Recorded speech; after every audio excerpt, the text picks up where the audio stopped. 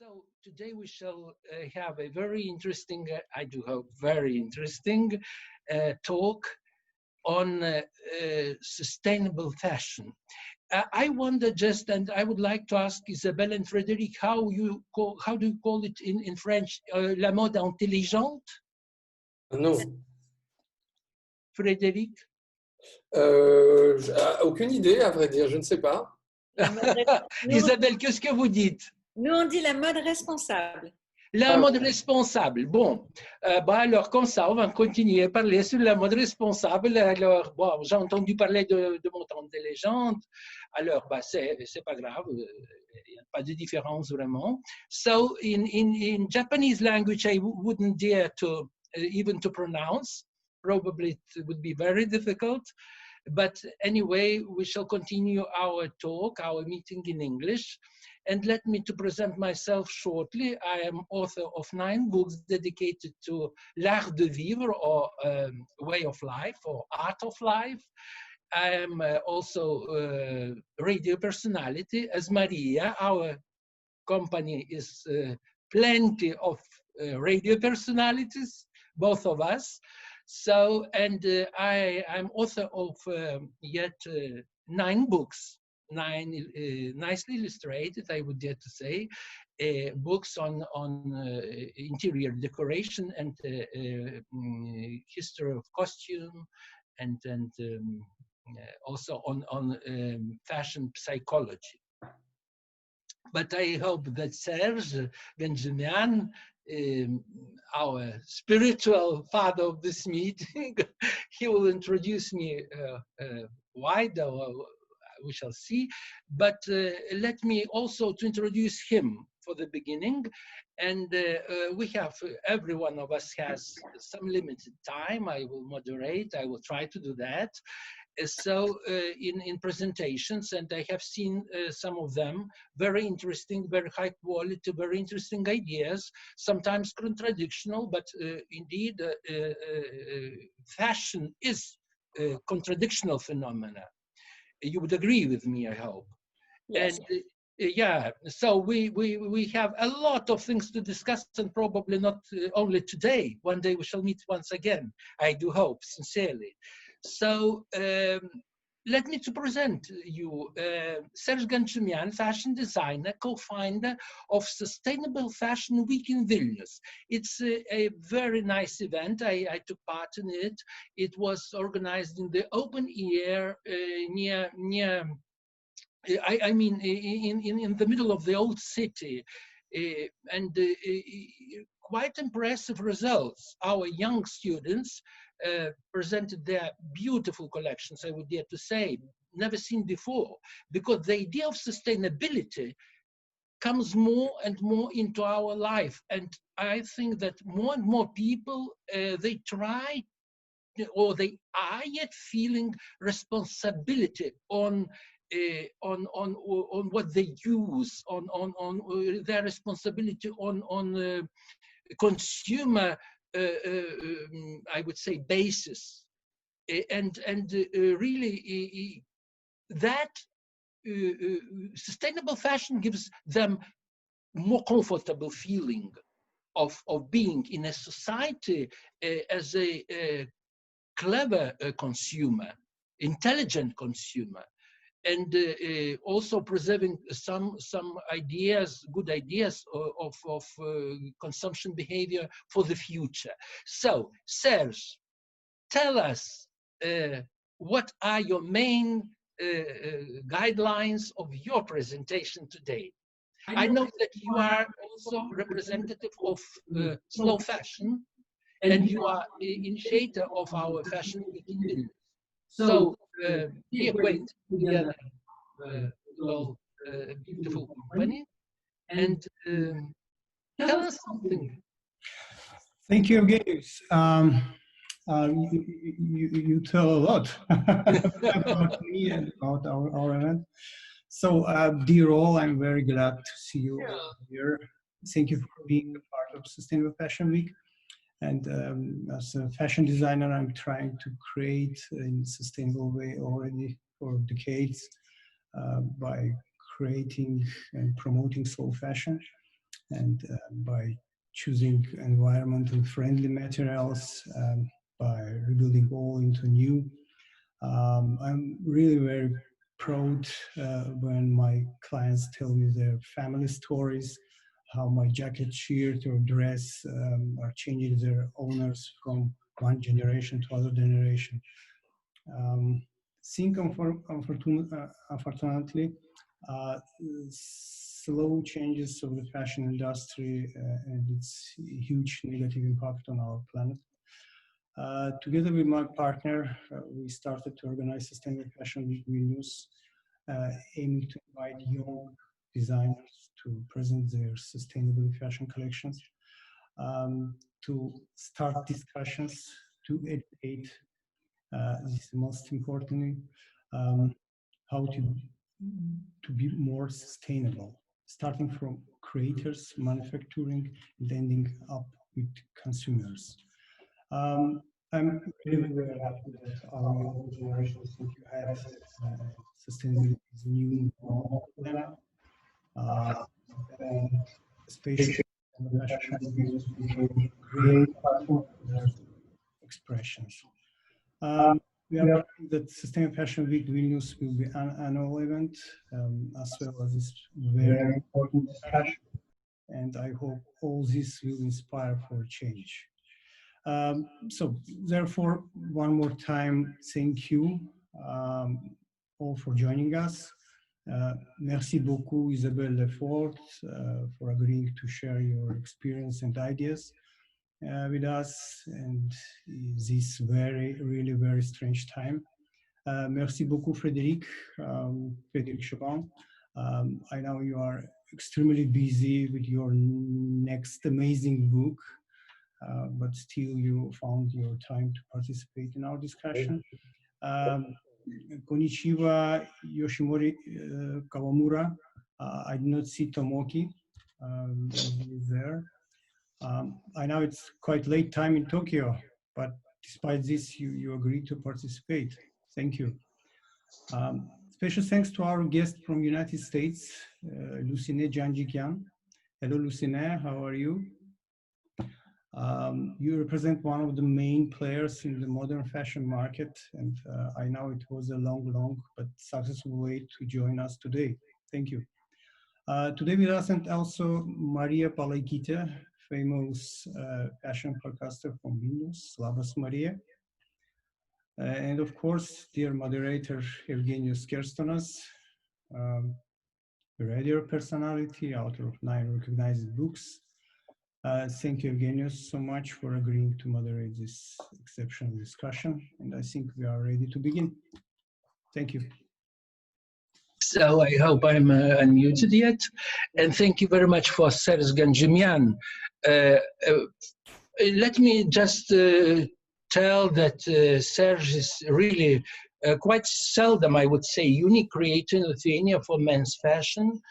For men's suits, and really they are remarkable for their classicity, I would say, for the style, and I wear some of garments, so thank you, Serge, for your creations, beautiful creations. And let me now to address myself to Isabelle Lefort. First of all, in French, Isabelle, bonjour de nouveau et plaisir de vous voir. Je sais que vous avez une présentation sur, comme vous avez dit, sur la mode, comment c'est responsable. Alors, peut-être après, on verra en quoi ça consiste la responsabilité de la mode. Et on parle, je sais, de phénomènes, comme je dis, de phénomènes social, qui est vraiment difficile à décrire. So I'm telling to Isabelle that we speak about fashion and sustainable fashion as about phenomena which is difficult to be described. But let's listen to Isabelle, founder of Paris Good Fashion Association. And her subject, her topic is named Paris Roadmap to Sustainability. So which is that, how does it look, that road? What is the idea of that road? It would be very interesting to listen. Isabelle, je vous en prie, alors vous reprenez mes mots. Okay, I will share my screen. If you're okay with this, I think it would be more easy. Up.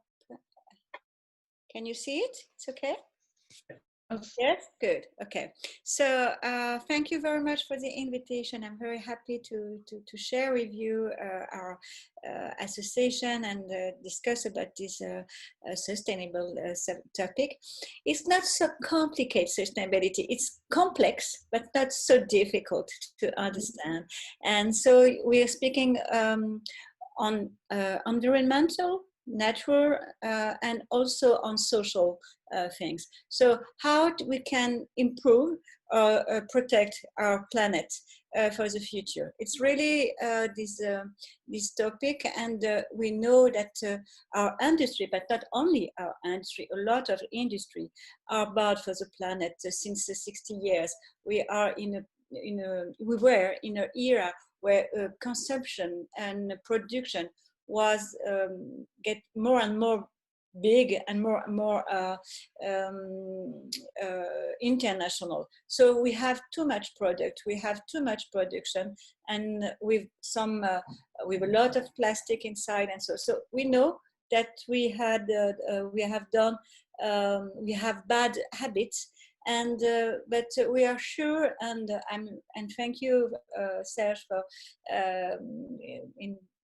involving this topic in Vilnius, because it's very important that all the city take part of this movement.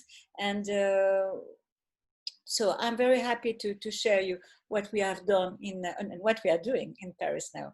So I am a journalist, and I worked for 15 years in the woman magazine. I created a magazine as Jalouse. I worked for Elle, for Air France Madame, etc. And in 2008, I decided I wanted to give more sense to my career, and I was not more comfortable in the fashion industry. So I changed my career, and I was more and more involved in sustainability. So I have these two parts in my head, fashion and sustainability. So in 2018, the city of Paris asked me to help them to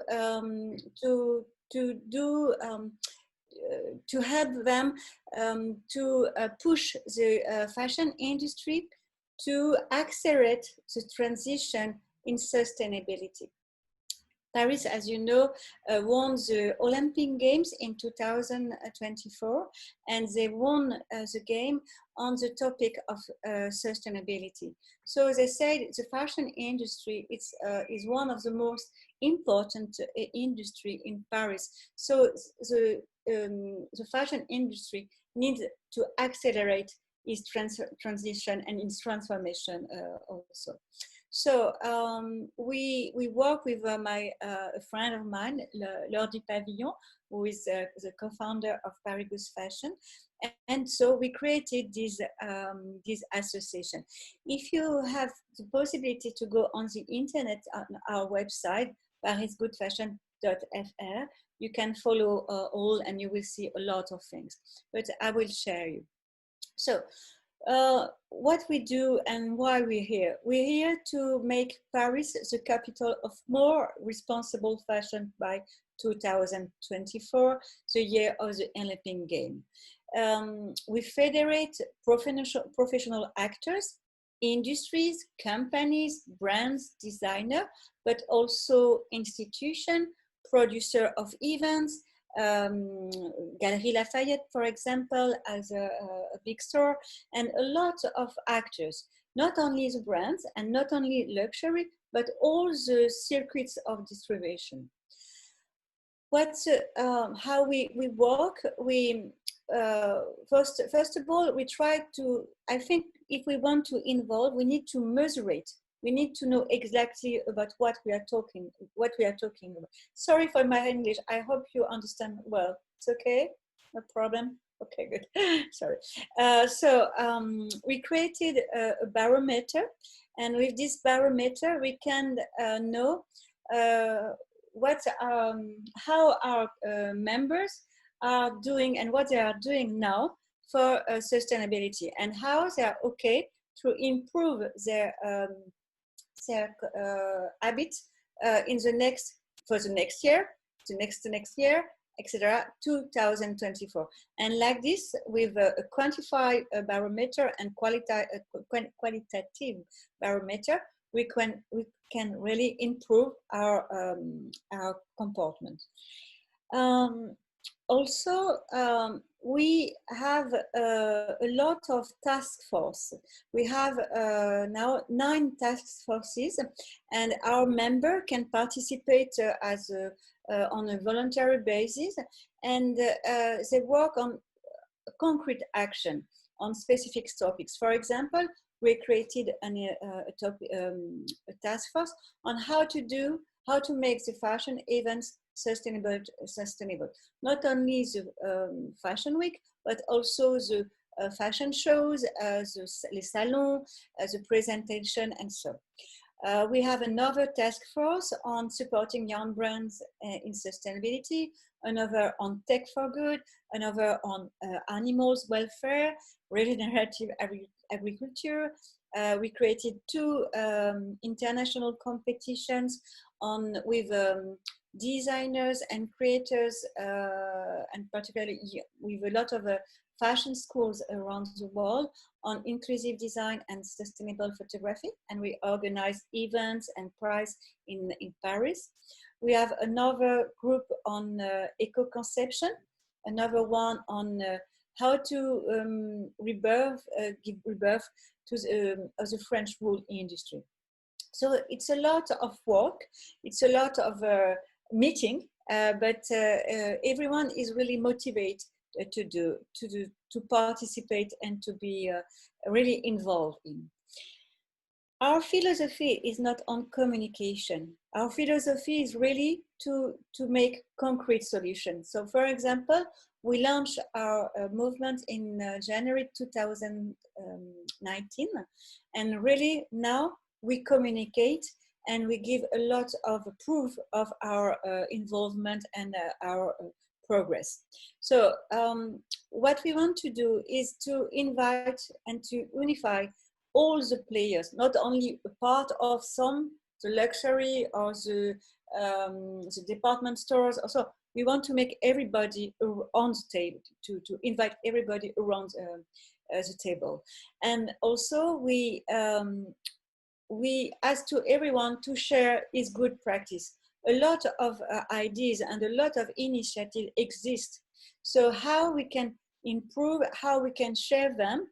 For example, the big groups as LVMH created is a sustainable subsidiary in 1992. So it's a long, long time, and they have 12 persons who are working on this sustainability subsidiary. It's not the same for a small company or a company that's just begin to move. So we ask them to share their knowledge to accelerate the change for the others. And so we work really on concrete solutions. And I will show you one of, one of our ideas.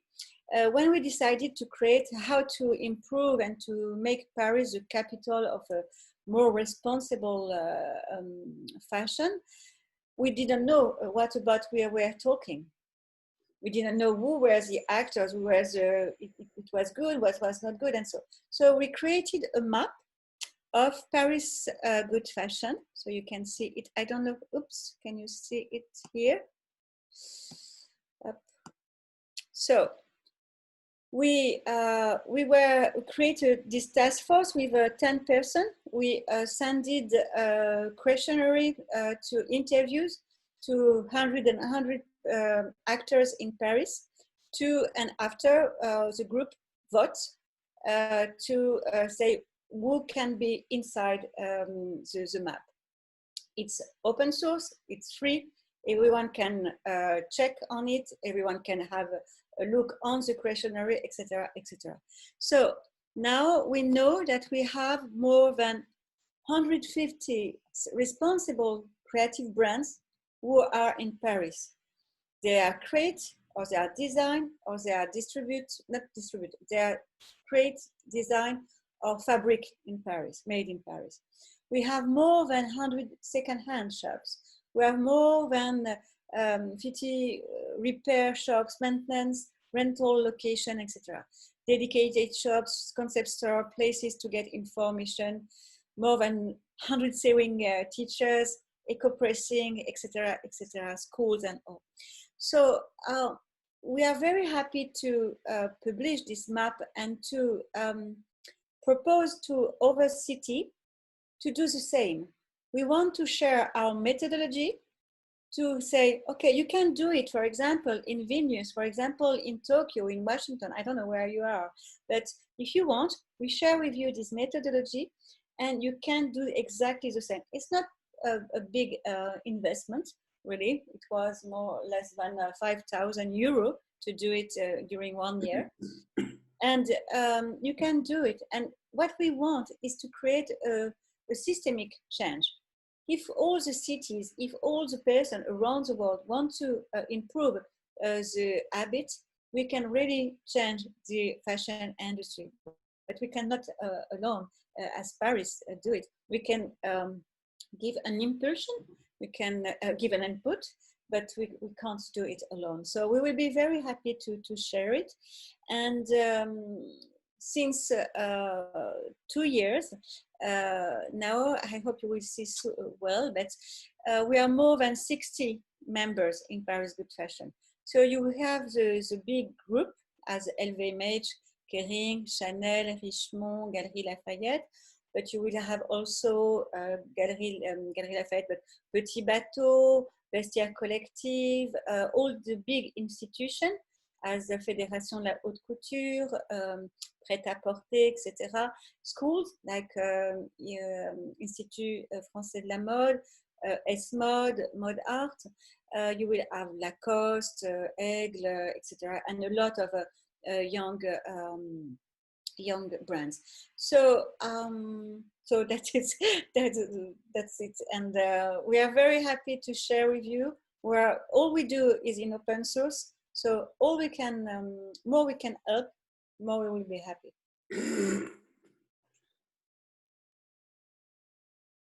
I don't know, is it okay? If you have questions or so. I would repeat my question very quickly. Is it a luxury sector and fashion sector together united in this pursuit of these goals? Everyone. Are they together? Yes, absolutely. You can have on the same meeting Chanel, Kering, LVMH, Galeries Lafayette. That's why, yeah. Petit Bateau, Lacoste, and everyone. Great, great. I can see, Isabelle, that a very big job is done yet. And it's really inspiring, really inspiring. And thank you very much for sharing with us that beautiful information. And we have to follow agenda. And so I say mille merci pour la présentation qui a été vraiment magnifique. Il y a des choses à suivre, à prendre un exemple extraordinaire. Merci beaucoup. Et je pense que, bon, on va faire quelque chose à Vilnius aussi, hein? Vous allez nous laisser vos slides, votre présentation. Alors, comme ça, on a le roadmap avec nous. So we shall have it, and we will be able to use some ideas with your kindly and very, very kind permission to use them. So, je vous remercie encore de nouveau et j'espère un jour on se verra à Vilnius ou à Paris. Bah oui, après, vous savez ce qui se passe actuellement dans tous les pays. Alors, on laisse voir l'avenir, comment ça va se passer, mais je pense que, bon, on aura de la chance. So, let me to introduce now Tomoki Kikuchi, costume designer, production manager, and his presentation, his topic was named How Cultural Differences affect sustainability. It is a Japan's experience TBC. So nice to meet you. Do you hear me? Yeah, it's okay, fine, nice to meet you. And we are really very, very seriously listening to your topic. Yeah, honestly, I admire the situation of Paris about all the from the luxury brand and many type of the brand joined this sustainability project. Unfortunately, in Japan, fashion is kind of important industry also, but I think the culturally government doesn't protect the fashion world or fashion business, I'm feeling. So yeah, about the sustainability, can you hear my conversation? Yes, okay. I think everybody, yeah, it's okay. Okay. Yeah, from my experience, I'm working with some textile companies and organic cotton companies also. In the fashion business world, for example, like department store, some fashion brand, everyone recently says the keyword SDGs, but it's very, very fuzzy, destination I'm feeling. So from my experience, now I'm working with one of the factory brand. The sewing factory made the original fashion brand, and now the company started to produce the organic cotton in the district of the middle north part of Japan, and the people living in that town helping the producing cotton also. So for example, sustainability, for me, feeling like sustainability is like a continue the business to, how can I say, protect the people job also, the people who is related with the fashion world. For example, that factory tried to have the workshop for like elementary school kids and also junior high school kids. For the purpose is to, how can I say, to get the people who can continue to making sewing the garment. So this is a big, huge problem in Japan now. All the like a stage fashion business, for example, like a sewing factory, like a spinning factory, and many mill factories closing their business, unfortunately. This is huge impact in the Japanese fashion world. From the surface, probably Japanese people loves like fashion, but the other hand, from the like, how can I say, sorry, I'm vocabulary is It's okay. But you know, yeah. I'm impressed by one thing you say, by several things you have said. It's very interesting that you are really, really taking care of you young people. You are thinking yeah. about the future, which is the main idea, the main vector of the sustainability indeed, and you are creating a new job places, which is as well so important to all countries, because you know what we call in French artisanat, or manufacturing, or just working by hand, all that experience got by small companies. It's very important, and very, very important, especially now when we are talking about sustainability of the fashion. Of course, in Japan, you have beautiful fashion designers, very, very famous all over the world, and both in luxury sector and in fashion sector itself. But really, thank you so much of presenting us the idea of really, I would say, unique attention to the young generation, and what I have mentioned yet, saving the job places for people for their very special know-how.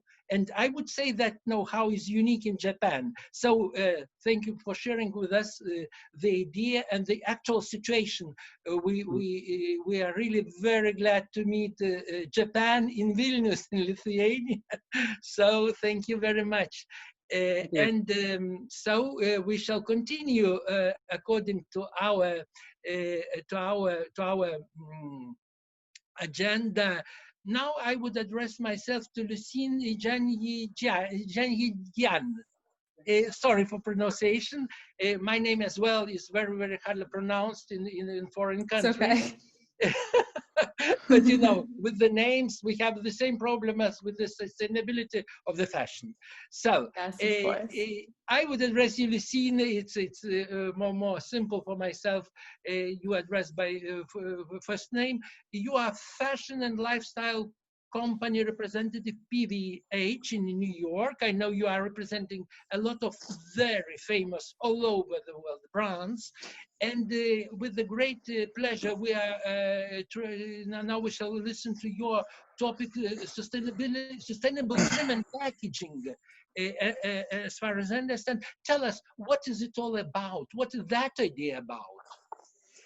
Yeah, so just to introduce myself a little bit, my name is Lucine Janjigian, and I work in raw materials at PVH. So PVH is a very big company that owns many brands such as Calvin Klein, Tommy Hilfiger, and then another sector is heritage brands. So those include some smaller brands such as Izod, Van Heusen, Jeffrey Bean. So there's a lot, and then they also have a lot of licenses. So there's over 40,000 employees worldwide in over 40 countries. So it's a huge corporation. I did have a slideshow presentation, but I had to get a lot of approval and it didn't come in time. So hopefully I'll be able to share that with you all afterwards. But yeah, so I'm working on the raw materials team of the Heritage Brands division. So on my team, we work on fabric and then also trim. So I specifically work with trim. So this is the garment trim, the buttons, zippers, snaps, also packaging. So hang tags, plastic bags when things are being shipped. But to give some background on PVH's goals, there is this shift towards forward fashion is what they're calling it. And you can read a lot about this on the website. I can share the link afterwards. And one of the main goals within forward fashion is zero waste. So reduce the negative impacts on the environment to zero. And within that, there's this push for circularity. And so this is, I guess, more specifically how we are trying to work on sustainability. So instead of just the most sustainable materials, it's how do we keep this garment in a loop? So it's hard because we have to look at the garment as a whole, and there is a lot that goes into it. So we first look at, using the most safe and renewable materials. But in addition to that, there is a whole new business model that would need to take place. So that might include take back programs, rentals, maybe resale. So we're trying to see how we can eliminate clothes being thrown out and put into landfills. If we can make the garments in a certain way, maybe we can take them back later when the consumer is done and break them down and make them into new garments. So that's a really big goal. And there is a lot that goes into that in terms of materials and using maybe mono materials. Maybe the whole entire garment needs to be one material, including the trim, so that it can be broken down in the same way. Right now, we're in this stage of really researching how this could work and seeing how take-back programs can work. The goal is to have this circularity in place by 2025. So we are constantly working towards it. In terms of trim and packaging, we're noticing a lot of our suppliers have new options coming into the market every single day. And we definitely experience some challenge with cost because, especially my sector of the brand is not luxury. So we have to make sure that we are within our price range and our consumers expect a certain price. But I think over time, there's just so much more that's coming out and coming into the market, and it's really exciting. I feel like every day there's something new that we're hearing about and new ideas. So, it's all very interesting. And in addition to that circularity portion, there's also kind of elimination. So we really are trying to eliminate waste wherever we can. Eliminate carbon emissions, eliminate pollution within water. And since it's such a big business and we're working with so many, factories, our distribution centers, there's definitely a lot to tackle, but it's really inspiring to see that a company as big as PVH is really able to make a difference. I think it's obviously hard to make an impact when you have so many employees and so many moving parts, but I'm definitely seeing it. So I think the main goal, the main takeaway is really just seeing what we can do with each material and what we can do with each garment and how we can avoid everything getting thrown out. Like if someone is done with a shirt, maybe they can just give it back and then maybe get a discount on a new one. I don't know. But circularity is really a main goal, and we're constantly researching and seeing how that could work. So yeah, I can definitely share some more information that's on the website if anyone wants to read more about it. But yeah, thank you all. It's all been really interesting so far. Yeah, so as far as I understood, you have several business models, even more than several, and each day brings some new ideas about it. And really, thank you so much for so detailed presentation, Lucine. Mr. Yoshinori Kawamura, marketing professional. So, is it correct? Yes, I am. No, it's okay. Excuse me. So your topic is what makes a brand sustainable? The Netherlands and Japan Sustainable Fashion Marketing Experience. Netherlands and Japan, are you somehow together? Well, I'm currently just back in Japan for work, but I'm more quarter based in the Netherlands, quarter based in Germany, half based in Japan. So I just flying between around. You are everywhere. Great. Yeah. Great. Okay, so yeah, I'm very honored to have such kind of opportunity. I'm very excited to share what I come up in mind, because now I always wanted to ask these topics to the fashionista. So let me share my screen.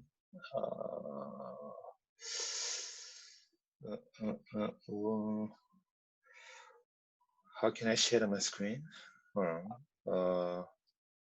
With the presentation. Feel free to share it. Yeah. Hold on. Oh man, I'm not good for Take it easy. We have some time, so it's okay. Just press the button, share screen. Where? I don't see it. Do I have a control? It's downstairs. No, I don't see it now. No. Ah, okay. I don't know. Oh, yeah. Okay. Ah, here you go. Sorry. Yeah, sorry. Bravo. Here we are. It's okay. Okay. Wait.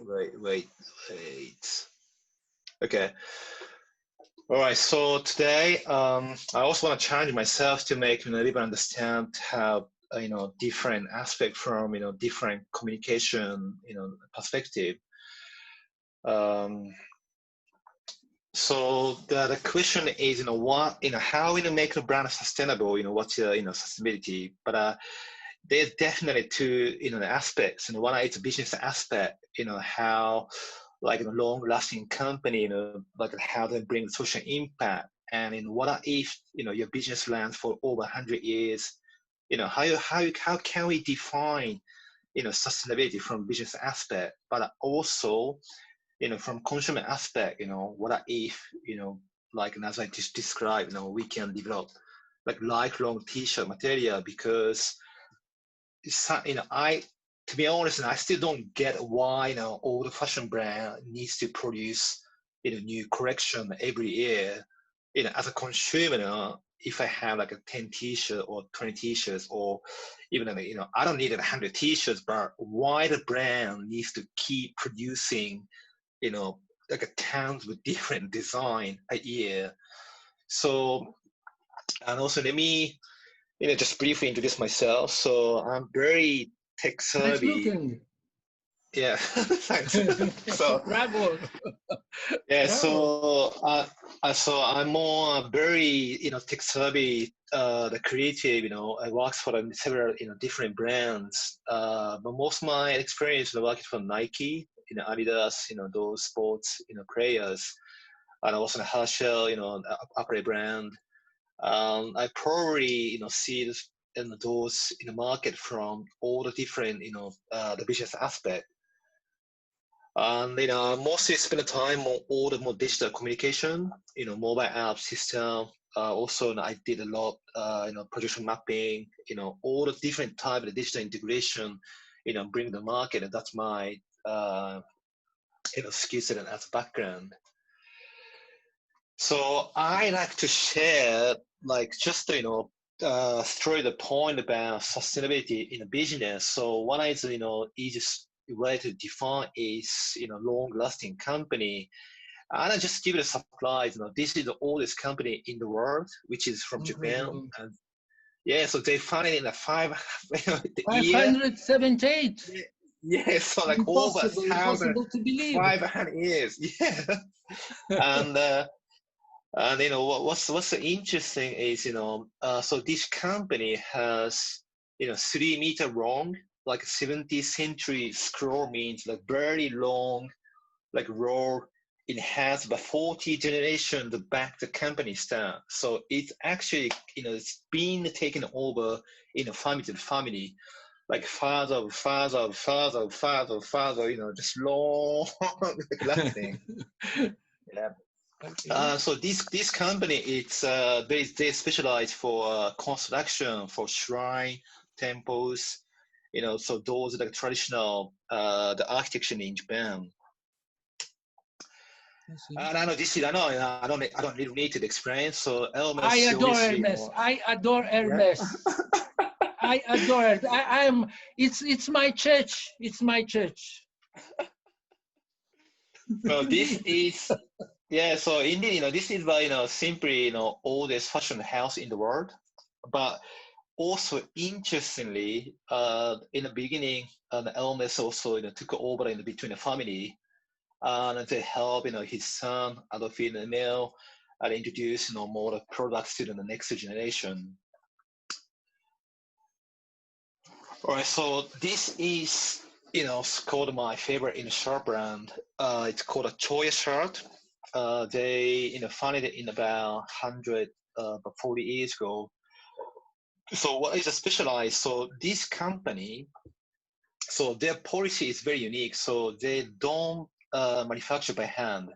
They manufacture by the factory because they believe, to keep delivering the same quality to everyone. That's keep them bring the sustainability. So that's why this brand very focused on craftsmanship, but somehow producing by the factory. And if you look at the detail, it's really crazy intense. Like their stitch line is very straight. If you take in a different shirt, all the same quality, it's very difficult to find what's the difference in the same shirt. And this brand, the Troya shirt, and the largest textile, the maker in Toyobo. So they collaborate to produce a hybrid cotton seeded from Sea Island cotton. It's called Palm cotton. It's quite well known, this brand. Next one is from in Amsterdam. Probably not familiar, because this company produce sustainable hanger brand. It's very interesting. About 5 years back, company started to produce to. Well, basically, this company look at the market from completely different aspect, because they say, oh, the hanger is most waste material, obviously. And plastic. You mean, yeah. Yeah. So, but Dutch people, they have a good eyes to look at the market to how to make it more, like a business opportunity. And now this company, works with the British Fashion Council, and they produce, from upcycled ocean-bound, some plastic, which is great, the way that they produce the hanger. Yeah, beautiful design as well. Beautiful design. Yeah. Is that wood? Do you know the type of wood? Which is that one? No. I just know the name of the company, but they have quite a very high quality, more use sustainable like wood. But from the environment aspect, keep using wood. It's not actually sustainable, to be honest. Yeah. So yeah. Yeah, so it's kind of conflict, in the case. Everywhere in fashion, you can find a lot of conflicts. So we try to resolve them, to find the solution. Okay. But I like this company as well. So this company called Underwider, and it's not about really fashion, but they provide an ethical information technology services. So also this company from the Amsterdam. But what they can do, so they basically provide, special platform, and they can connect the buyer, and employers can gather, anonymous data directly from workers. Like for instance, if you, want to know about like worker condition in a cotton field, let's say in Africa's or even India's, like Southeast Asia, like in Vietnam. You can check all those data from workers directly, because they have very, very unique system across all the mobile phone, because their mission is to bring everything somehow just ethical, ethically just provide those supply chain information, just a bridge in between. So next one, probably this quite also well-known material lately. So the company called Ananas Anam, actually founded by Spanish doctors, and this material is made of pineapple leaf. And Pinetex was so the developer called Carmen Hinojosa. So she is the expert. Dealing with Philippine leather expert, back in the 90s. But I want to spend time, the time that he shot all the environment, mass production in the Philippines. So that's a story behind and how he came up to invent.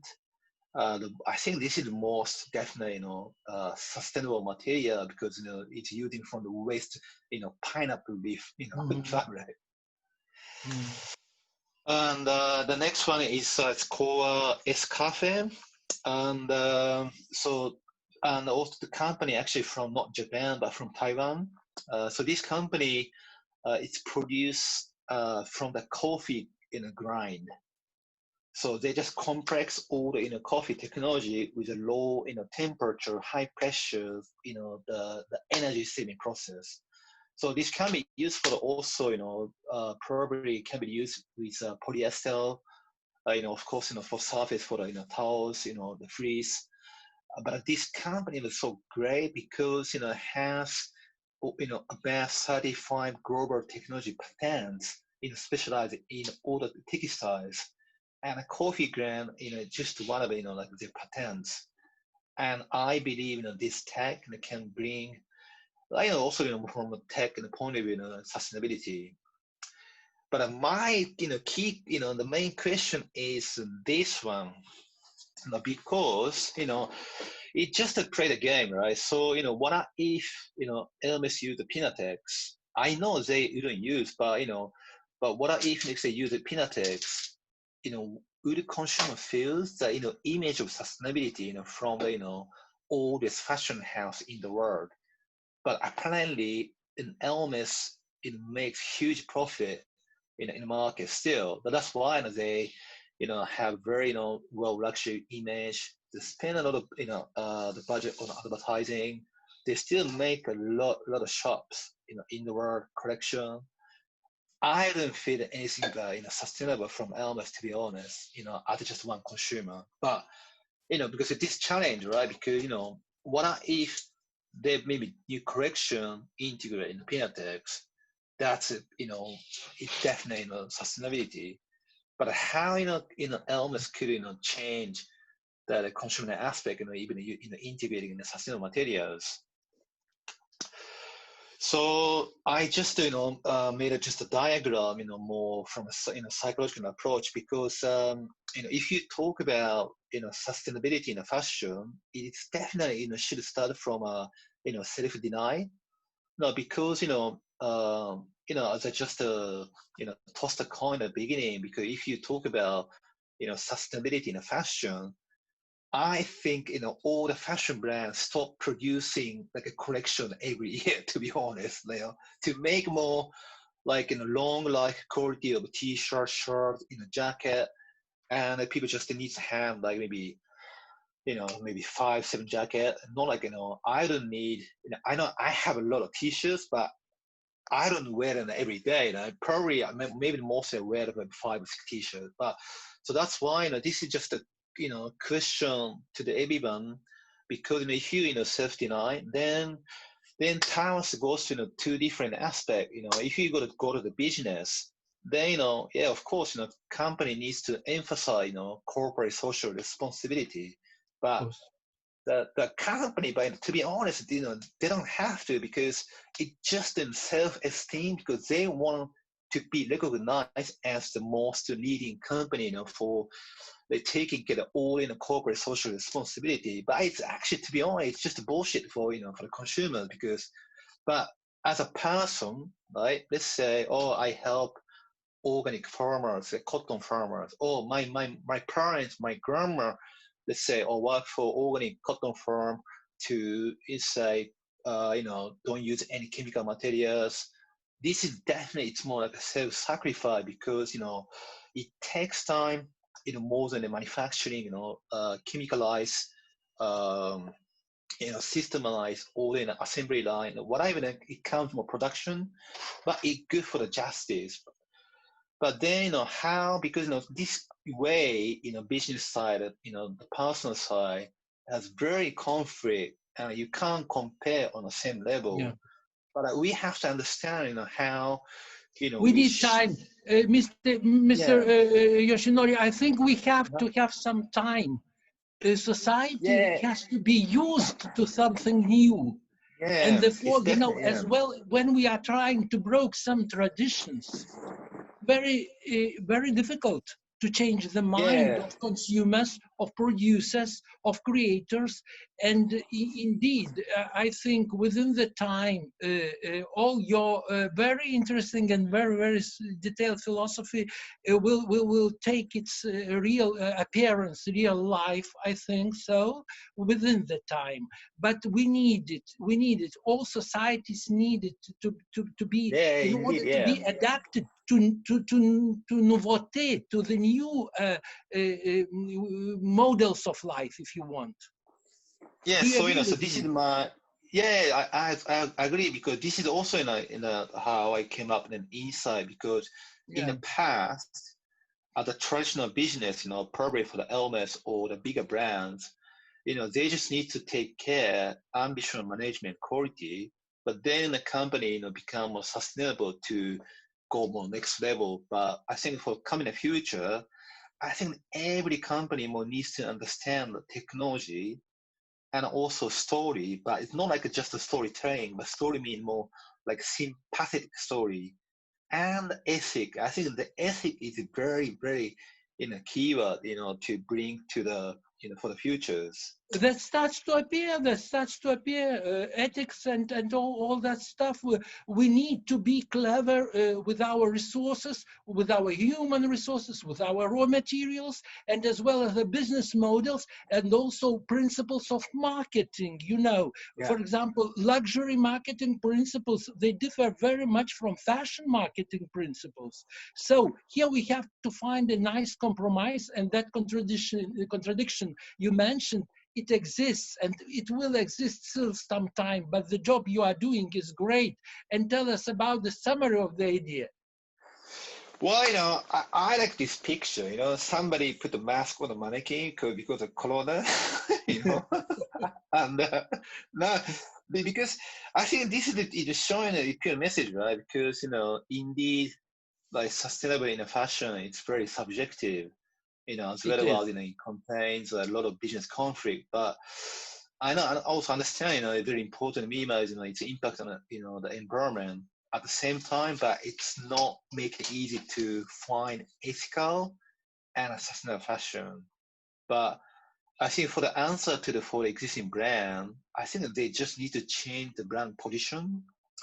And probably that it would be a key to success to bring a new social image to the consumer, like an Hermes, because I think all those luxury brands, not only Hermes, Gucci, Prada's, also in Japan, because they have to change, the position to, Louis Vuitton as well, I think so. Is it there in that list, Louis Vuitton?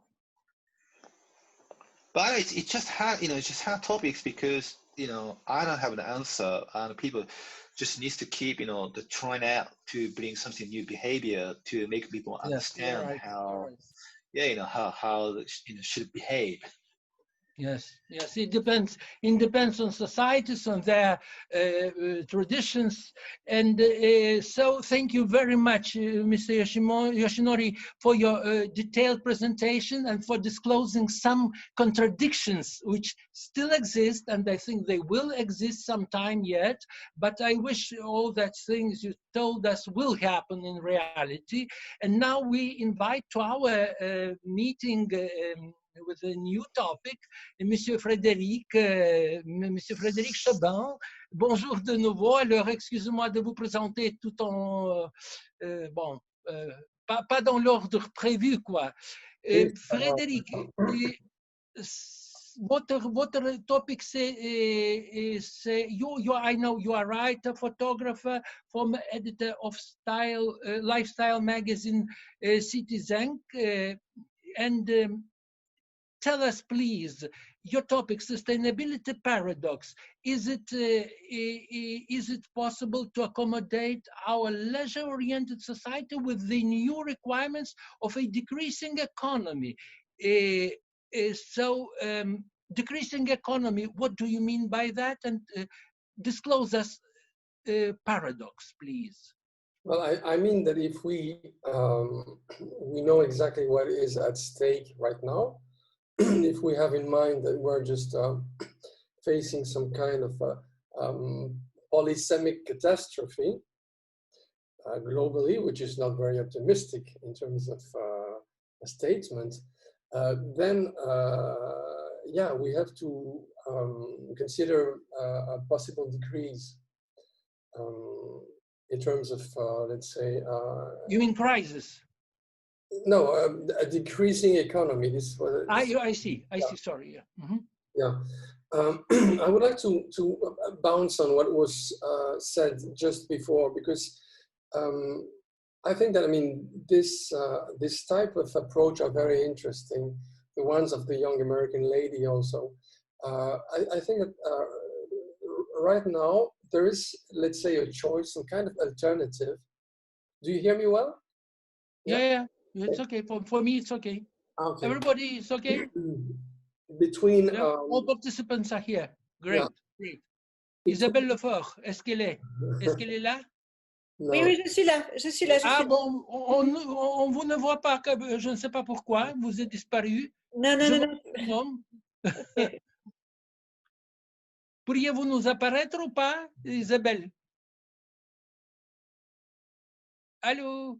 Ok, Frédéric, on continue s'il vous plaît. Yeah, okay. So just to introduce myself, as you were mentioning, I have been for 20 years the chief editor of some kind of lifestyle magazine, which was very much involved in fashion in Paris, called CitizenK, which was what you usually consider as an alternative magazine, you know? Youth culture magazine in some way. And this, I did it for about 20 years. Frédéric, excuse-moi, pourriez-vous descendre un petit peu qu'on puisse voir votre visage? Parce que je vois que les lunettes. Voilà, c'est beaucoup mieux. Merci. Merci. C'est gentil. Merci. Sorry. OK. So, I've been involved in this field, but right now I am at a very strong distance. And basically, I can only express, let's say, commonplaces or personal reflections connected with the topic. I'm not a specialist, to make it clear. But in fact, what has brought me my experience is it's a lot of reluctance about fashion world.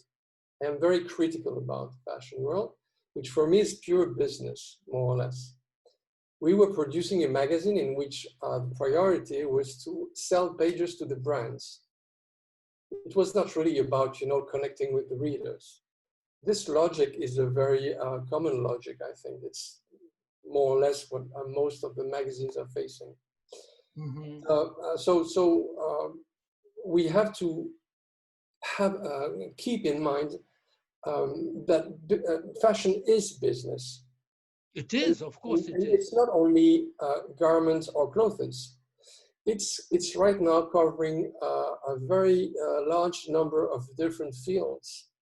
Yes, it's industry and phenomena as well, of course. Think about trends, and trends yeah. are, I mean, connected with, I mean, the way you dress as well as the way you eat, the way you travel, your mindset in some way. You're right. You're right. So what I was going to say is that I feel personally that there is some kind of alternative between a first position in which you would, let's say, keep on with the business as usual, but trying some adjustments, you know, to be sticking to the trend, because it's of course very trendy to be, how can I say, green-wise in some way, or aware about those questions. Or the other alternative would be to consider drastic changes. And this is what I was, I mean, talking about, bouncing on what was just told before. I think that, yeah, the problem with fashion is that it needs a turnover. It's moving ahead. It's very much connected with a disruptive system, which is basically our economical system. We have to move forward. This, we have been inheriting it from modernism in some way, you know, modernist philosophy. Now, we have to consider some kind of change towards this vision. We have to slow down in some way. And of course, yes, maybe we do not need for the brands, let's say 2 or 3 collections per year. In the same way, maybe we should give the priority to local productions instead of international brands. Because one of the realities of fashion, it's fashion business, it's that it's extremely opportunistic. It's always sticking to what is working in some way, what is profitable. So it's not only making the trends, it's also following the trends. And this is why probably there is this strong connection right now between the sustainability issue and the world of fashion. Because basically fashion is about, to tell it truly, it's about social status. It's about, yeah. In major part, probably, but yeah. I would say that much more status is connected to luxury sector. I think that, I mean, discrimination, if it's not about luxury, it will be about the tribe to which you belong, and you're trying, you know, to emphasize the fact that there is a group in which you find yourself, and then you have to, I mean, yes, where the attitude, where the clothes or get the attitude of the group to which you belong. Yes, this has been changing a lot if you consider the history of fashion. Not going very far behind, fashion has been changing very fast in the last century. Too fast. Yeah.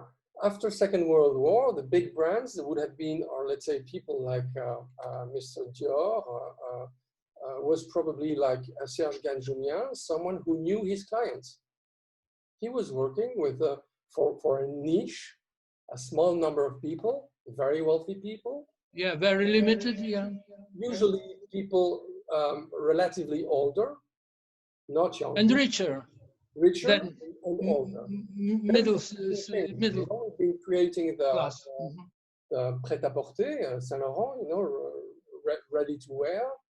And the market has been expanding a lot, taking into account the young generations, connected with also the growth of economy in some way, you know,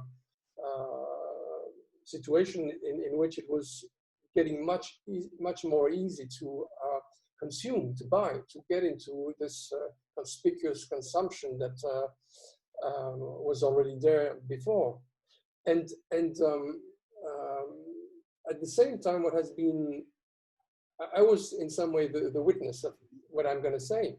At one point, fashion has been including or taking into account all the social challenges that were expressing themselves. No doubt, yeah, that's true. Which was not taking place before. Before, you just had some kind of social priority given to the wealthy ones.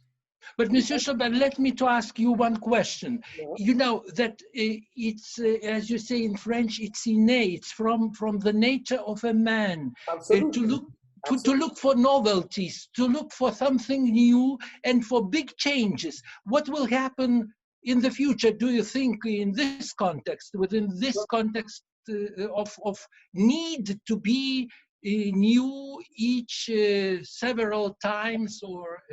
I believe that in the previous times, you had a different mindset, and you had a different way of considering your connection with the other, I mean, with mankind, with other people around, social groups.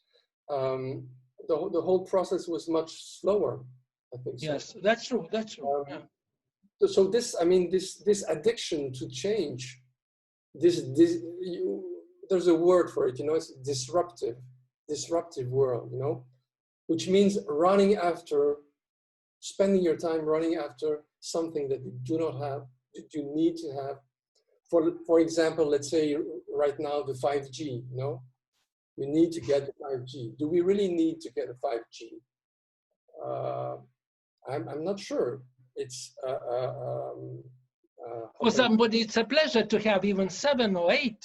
So yeah, you know, but as you said, it depends on the mind. Is it compatible with the precisely the problems we are facing. It's a choice. Yeah. It is a choice, yes, indeed. Here in Paris, but that should be a clever choice, as I'm surrounded by people who go around with SUV, you know, sport utilitarian cars, which means that the car has to be a sport car, it has to be utilitarian. You need to have everything at the same time. And basically the car is twice the size of the cars that we had in the 70s. Yes, so it's totally paradoxical with the mainstream approach of sustainability. And this is something that you can figure out in a very large number of different fields.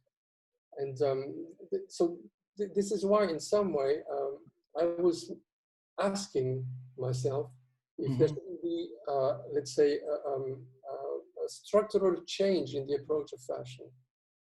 Really, I think for that also we need some time. Within some time, societies will come to it. I think that, I mean, there's a lady who will be discussing about it, but I think that it's time to change not only the objects, but our minds, you know? Yes, first of all. Absolutely. Yes, therefore I think, Mr. Chaubin, therefore I think the psychology of the fashion is as well very, very much important in this field, in this context. That's, well, I think there's a lot of mimicking the rivalry in fashion, you know? Yes. That you have to be, you are in some way. So this is why I consider that fashion is very much about discrimination. It's about making it. It is about, yeah, of course. I think partly yes, but yeah, okay. Ago, I remember a meeting, I had a business meeting, and I had some kind of, I had a Saint Laurent leather jacket, very beautiful leather jacket. And I was facing no doubt someone who was working in another magazine. But the problem was that my jacket was 3 years old, you know. How old was it? 3 years old. 3 years old. Buying the jacket 3 years before. So the first thing that this person that I was facing mentioned was the fact that my jacket was an old one. Oh, so no, I mean, it's just a detail, but I mean, it's point of view. Emphasize what a fashion spirit is also. You have to, you need to consider this dimension also. And yes. at one point, you need to have also a drastic change in the way you consider you are right. The other partners that are sharing your life or that are sharing the place in which you're living. And I think that, I mean, personally, the future would be for me some kind of, let's say, which was described until now, some kind of return to the craftsmanship, to consideration of quality. Artisanat, you say in French, it's artisanat. Yeah, bespoke tailoring, what Serge is making, for instance, that kind of thing. And also, of course, recycling and as you were mentioning, putting into a loop whatever you produce. Yes. And maybe just, you know, to have in mind because I mean, fashion is a lot of about pop culture. So let's quote the Rolling Stones, you know, and maybe just consider that we could be looking for something that we need instead of something that we want, you know. But you know, we have also a habit to be impressed. It's very human, and when we are impressed, we want. So our desires become some kind of virtues of some indescribable wishes. We cannot even explain to ourselves why do we want something new, because it comes like that to serve. It's the fact that, you know, it's very much connected with our addiction to desire. You see? Yes. And this desire is at the core of the fashion world, or it has been at the core of the fashion world for a very long time. And now maybe there should be a shift, a way of I don't know. I do not have the answer. I'm not a specialist. But I mean, we shall ask the answer to Marija Palaikyte. Yeah. We shall address a lady who is really, Monsieur Chaubin, excusez-moi, on est dans l'agenda un peu serré, mais je vous remercie énormément. Thank you very much for very, very detailed explanation and paradoxes disclosed. But now I address Maria. She is a French fashion trend forecaster, and probably she knows something about sustainability and in the parenthèse, revolution or evolution of the mind. So it's a nicely connected subject to what you have said. And let's ask Maria, what does she think about it? If there will be some revolution in our minds, or where should we evaluate in the future? Maria. Hello, everyone. Hopefully you hear me and see me well. It's a great pleasure to be part of this beautiful convention and beautiful discussion. From my point of view, I will tell multiple also proofs that I believe that prove that when we are talking that sustainability is like the edge that we are about to cross in the future, I do believe that we are already living in the new reality, that we just have to make it work. But why I called my presentation that I'm going to share with you now, can you see it? We see yourself. Well, so, not bad. It is really nice, very sympathetic. So we can see everything. Yeah, your presentation is here. So I called it the evolution of the mind. Why? Because fashion is not the core. Fashion is the result. And I do believe that if we are talking about the sustainability, we have to talk at the starting point, at the changing the way we think. Already the fact that we are discussing it now together is the first step forward, because everything starts with the idea, then comes the speaking, the discussing, the making it out loud, and then comes the action. So me, myself, I have, just to present myself a little bit, I have a degree in cultural history and anthropology and fashion trend forecasting. I work myself in media as the host and the author of my own radio talk show that I called myself a mission of fashion. Why? Because I do believe and I know that fashion is the huge and important sector of business. But at the same time, I do believe that we have the power to change it and move it forward. And if we have a platform, whether it is our social media or our like job place, the serious job place, whatever it is, whether we make it some kind of fashion garments, or whether we talk about it or write about it, because I'm also an author of multiple articles for multiple magazines. I work as a stylist myself in television, where I face it every day, the need to dress everyone with different clothing, because the people who watch TV, they need to be surprised and so on. And then I feel like, okay, I need to do that. But on the other hand, I have the power to dress that person. So what will I do? On purpose, like a little bit hiding from everyone the truth, I will choose the same suit multiple times, changing the details, and in the end proving that it can be new and fresh, just depending the way you use it. So it's about our responsibility. Why I give these examples? Because sometimes it seems that sustainability is impossible, because business is too greedy. We need money, we need power, we need quantity. I know myself that I am part of the generation of endless effort to create endless productivity. We were insane about quantity and speed. Speed of everything, speed of emotion, speed of beginning from our lifestyle, going towards fashion, changing partners in life, changing places we live, changing houses, clothes. Not everybody, Maria, not everybody. Good, because there is balance. And I do believe that it's more than a trend and more than fashion. I believe that it's not about the future, it's already about the reality. Because why? As I said before, fashion is not the core, it's the result. And fashion, very important to understand, is also not about clothing only. Fashion is absolutely everything around us. I'm thinking, like, when I was choosing the place where I'm going to sit when I'm going to make this presentation and this video, what is going to be behind me, these are also decisions that are based on some kind of expression of beauty, of aesthetics, which is it's connected with everything. We all are part of the same reality. We are all part of the same epocha, which is like about what? It's connected with the cultural, social, economical, political environment, and everything changes the way we think, the way we approach beauty, the way we approach aesthetics, what is good, what is bad, what is considered shocking, what is considered pleasurable, and so on.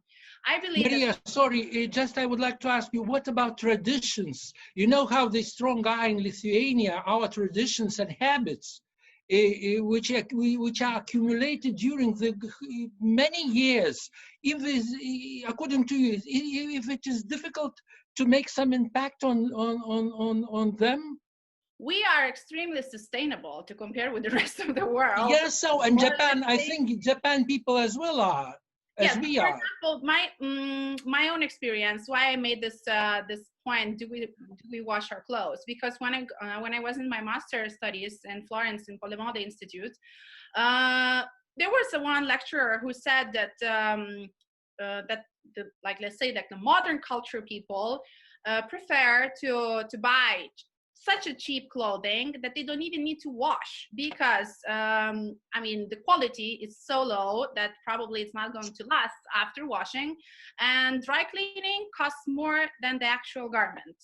And this happened 8 years ago, my master's studies, and I was there and I was shocked. I was like, no, I'm coming from a different reality. In my country, we do wash our clothes and we cannot afford such a type of lifestyle.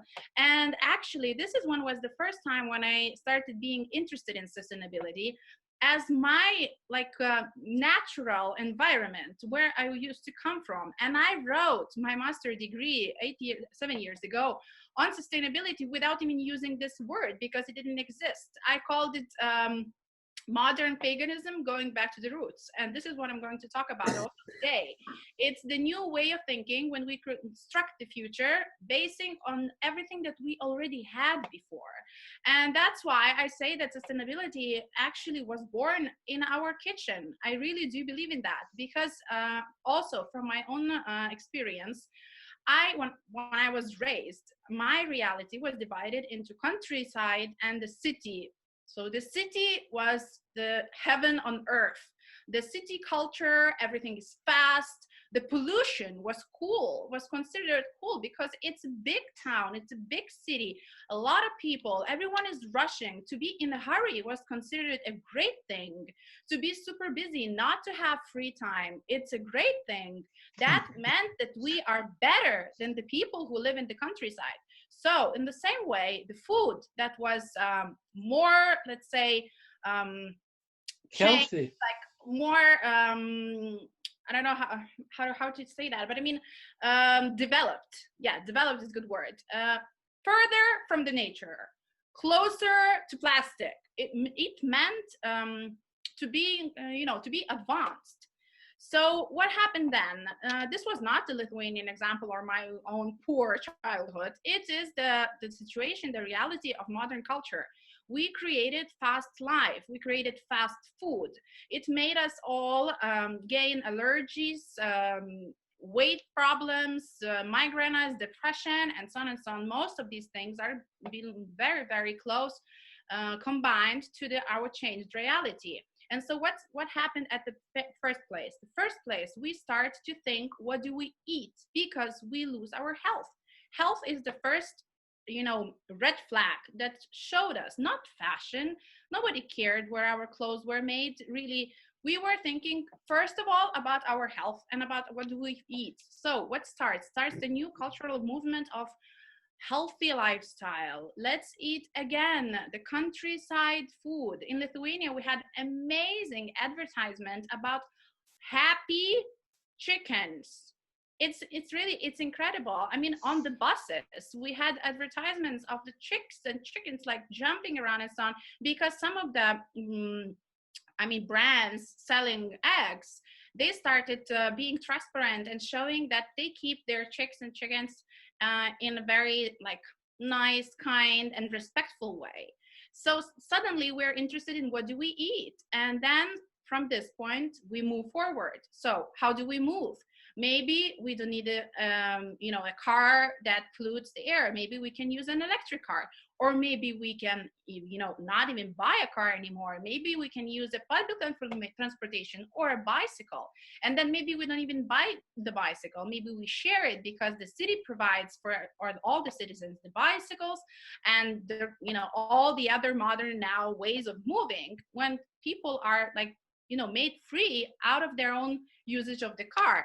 And then we start thinking, like, what about our houses? Are they like, do we breathe the clean air, and so on and so on? Only the last point is who made our clothes and what kind of materials these clothes are made, and they are respectable for the planet or not. Do they do damage our like health or not? I was working in an international perfume trade show in Florence, 7 years in a row. And I was impressed that the last time it happened, this trade show, they spoke about sustainable perfumery. And I was like, oh my God, how can perfume be sustainable? I mean, like, how much further we can go with that?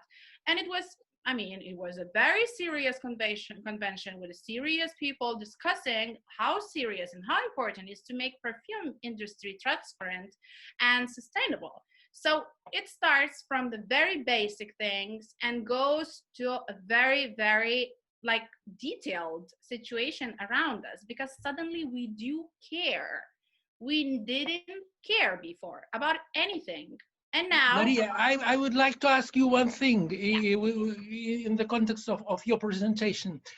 We had a beautiful example in Nordic countries, in Denmark, Finland, Norway, why we were so late to turn our faces towards them and to take best experiences from Scandinavia.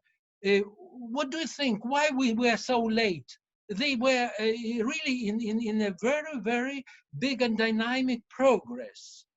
And just now we, as you said, we woke up and we say, yeah, okay, let's do this and that. I remember bicycles in Finland 30 years ago, or in Copenhagen in Denmark. So what's new today? Why today, not yesterday? So yeah, why now? That's my question also. Yeah, why now? Why now?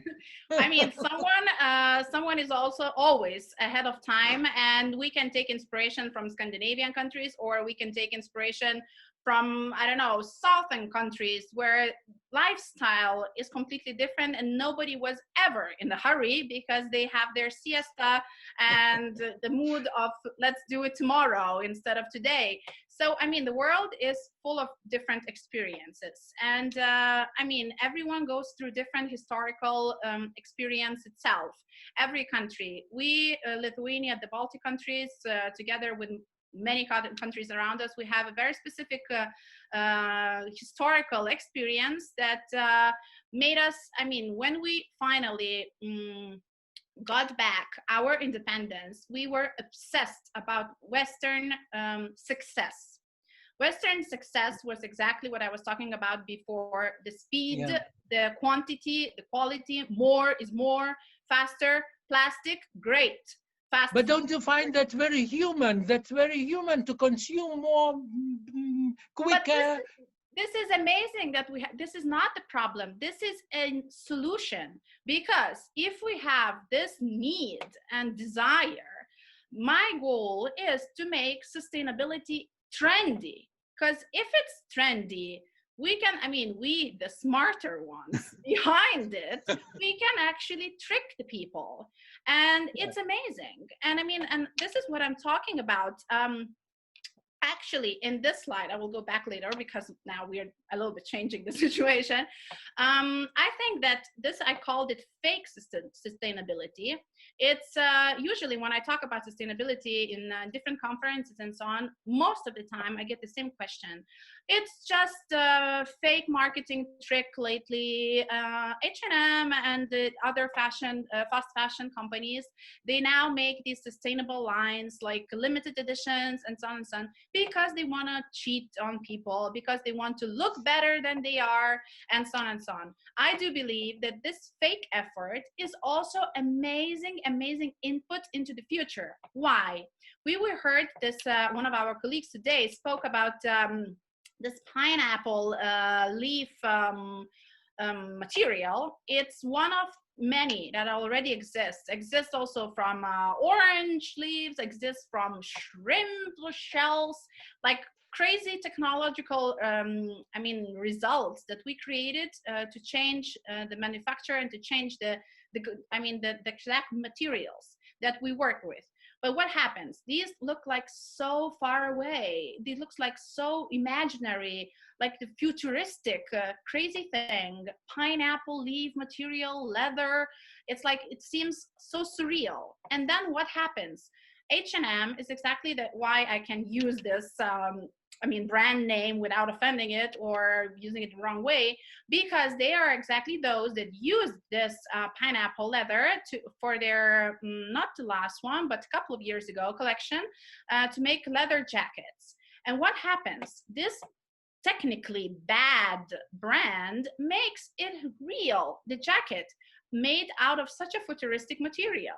So what happens? The brand, it has such a power, so many stores all over the world, incredible publicity, incredible, that none of the other brands could ever have in the future. Suddenly they start advertising the jacket and makes it real in everybody's eyes that it's possible to make a jacket out of this leather. So this fake sustainability works with us, because it teaches a lesson to everyone that this futuristic scenario is actually real. It's happening. You can wear it. So the dream can come true. I imagine finally we can summarize the idea that the dream. I think that it is true. Our times, it's not to conflict ethics and aesthetics anymore. Aesthetics can be ethical. Our time is about transparency, creativity, trust, respect, and reputation. We have to understand finally that not only fast fashion is the bad one. The luxury companies also have damaged the planet really in lots of different many ways, especially burning and getting rid of the materials, getting rid of garments and so on, using very precious, very delicate leathers, crocodile skins, and so on and so on. So first of all, we have to understand that responsibility is not only fast fashion, it's also luxury goods. And most of all, on top of everything, the responsibility is ours. Those people who buy. I don't want to make fashion look bad. I love fashion. I adore fashion. I respect it. Everybody in Lithuania knows that. Everybody about you. I chose to put my own life towards this sector. Why? Because I do believe that fashion is art. When it has a mission, when it has history, when it has idea behind it, the most important thing is not to avoid fashion, is what do we do with it? Like, we can buy multiple garments, we can buy even fast fashion, but what do we do with it? If we actually wear it, if we actually use it, give him a life for each and every single garment, then it's not you're not guilty. You don't have to be guilty if you buy it. But what I'm thinking, the most important thing is rethinking values. The future is about rethinking values. I want to give it this example about this amazing artist based in New York, that she made these amazing installations of moldy fruits that are made from precious gemstones. These objects are huge. I especially use this photo in the middle to show how big they are, because the idea behind it is what? Moldy fruit is actually garbage, is waste. But when you make it out of precious gemstone, it becomes extremely valuable piece of art. So what is value? This we have, I mean, we were raised in the society where we didn't give value anymore to nothing, to our mind, to our bodies. We didn't respect our bodies anymore because we stopped giving beauty, sense of beauty to the body. Maria, we respect our bodies in a different way. You know how sport is in fashion today. A nice body, bodybuilding, it is in fashion today, very much, very strongly. We are changing it. But here is about the relationship. For example, how come we are getting married? We give the promise of the lifetime, the investment of the lifetime to stay together till the death do us apart. And then we have 50% of divorce rates. It means that we don't give value anymore to the relationship between people. We don't give value anymore also to the things around us. The last time there was this art exhibition where the bananas stick to the wall. With the tape. Exactly. Why? Yeah. Because this is the time when we switch the values. And I think that the future is about rethinking values once again, basing it actually on the roots. This moment of time we live in now, actually, with global pandemic, gives us a lot to think about. And I think that this sustainability movement started way earlier than this whole situation. As I said, I myself started thinking about it 8 years ago. And what happens now with the global pandemic, it pushes us further. People are rethinking the way of lifestyle. We want, again, the possibility to spend time in nature. As suddenly we start again appreciating our countryside, roots, culture, because we are stuck in our land. And suddenly we have time and we are forced to appreciate our land, our culture, our environment. And this is why people, like I was raised again in the culture where people were not investing anymore into houses because they were investing into travel.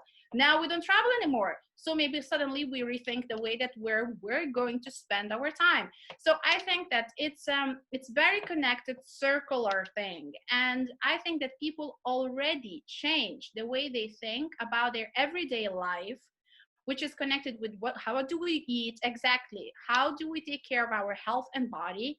How do we move? And what do we value? Now we value, again, a hug, a kiss, a live meeting with friends. That's true. Dear Maria, thank you. We were out of agenda, out of time, but it's so interesting. So I believe that this is the future that we already live in. We believe in the same idea, and I would like to thank you everybody of you, starting from Serge Gandzumian, Isabelle Lefort, Yoshinori Kawamura, Lucine Janjigian, Frederic Chaubin, Marija Palaikyte, everybody of you. It seems like I mentioned everybody. So thank you very, very much. We didn't speak yet about furs and animals, so we still have some ideas about it in the future, probably. All your ideas are so valuable, so interesting. Thank you very, very much for visiting us in Lithuania, in Vilnius, everybody. And let's hope that this meeting is not the last one, first but not the last one. Okay? So kisses to everybody. Take care. And thank you very much. Thank you very much. Thank you. Bye, bye, bye, bye. Kisses. Bye. Bye. Bye. Ciao. Ciao.